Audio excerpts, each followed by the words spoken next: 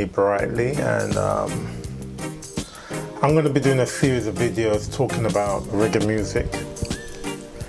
And one would say, why do I feel that I'm able to talk about reggae music? Well, I said reggae music started in 1968, and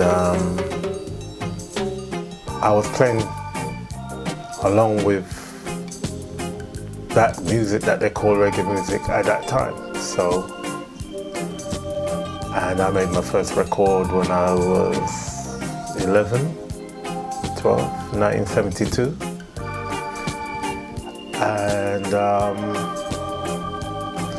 And I've played with a lot and performed with quite a few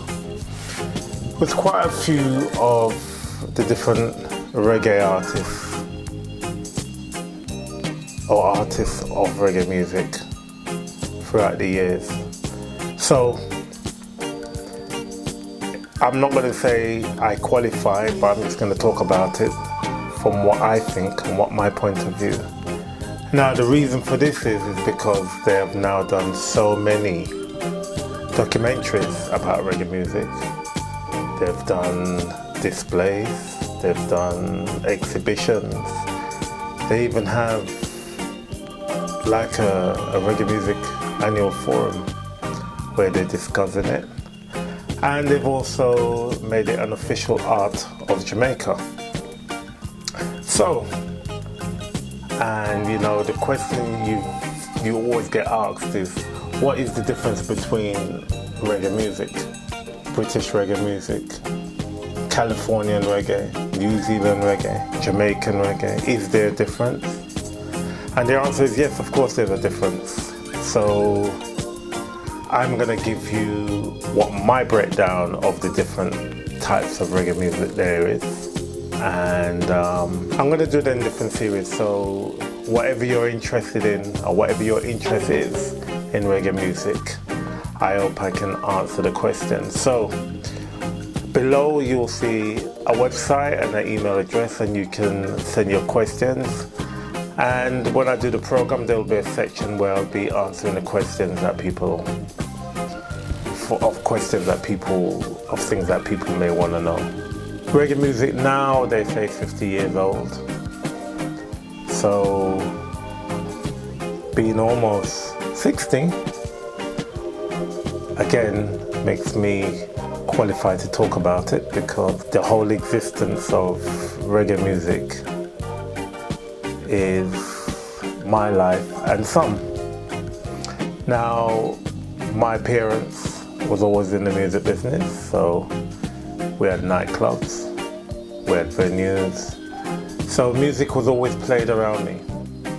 And then being a musician made me also play music.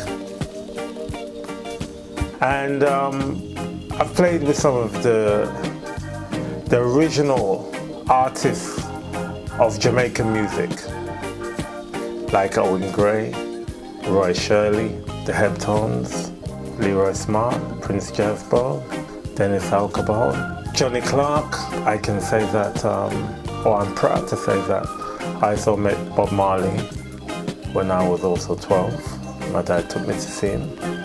And you know, one of the great things is that I'm going to show you the video clip actually, where you actually see me on the stage right beside the keyboardist for Bob Marley when they did their very first major show here in the UK at the Sundown Theatre in Edmonton. I'll be talking about the shift and the different types of reggae music as well, because you know, people talk about lovers rock. What is lovers rock? Well, again, I'll give you my story of what lovers rock is, what created it, where the name came from, because a lot of people don't even know how the name actually came about. You know, there's a statement when they say, when it rains, it doesn't only rain on one housetop, which means that when I might have been saying, oh, this is lovers rock, because I'm saying this lovers rock, somebody else could have been saying it at the same time and having their reasons. So it's a name that I don't think any one person have created, but many people have used it because they can relate to it in various different ways. And with most music, it's always part of a dance. So normally you can say, oh, that dance go with that music. They dance like that to that music. So again, I'll be giving you all my different reasonings about how reggae music started and the roles that it played in the world and how it changed the music world environment. And I said that with no reservation because I've traveled all over the world, and everywhere you go, you hear reggae music. Now, there's a few music you do hear when you go around the world, but because it's what they would call, quote unquote, popular music, no one takes no notice of it. But because reggae is so distinctive, because reggae is so different, because reggae represents something that if it's played, people's own composure changes. You know, I mean, you might be in a club and everyone's dancing away, whether they're dancing to soul, pop, classic, whatever. When a reggae record goes on, everything changes. They start to copy or pretend to be something that they're not. And that's how powerful reggae music is. And there's no other music like that that makes people's composure change when they listen to it. Their composure change when they play it. They change, everything about them change when they're introduced to it. So anyone who talks about, oh, I love reggae music, or I listen to reggae music, or whatever the case is, they're a changed being. From whatever there was before, they've now become a new person.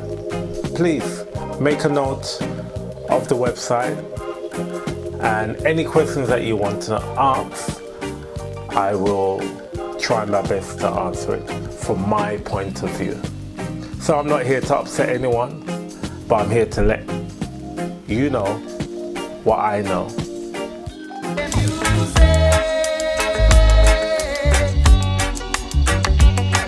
Them love it in America, them love it in England, them love it in Canada.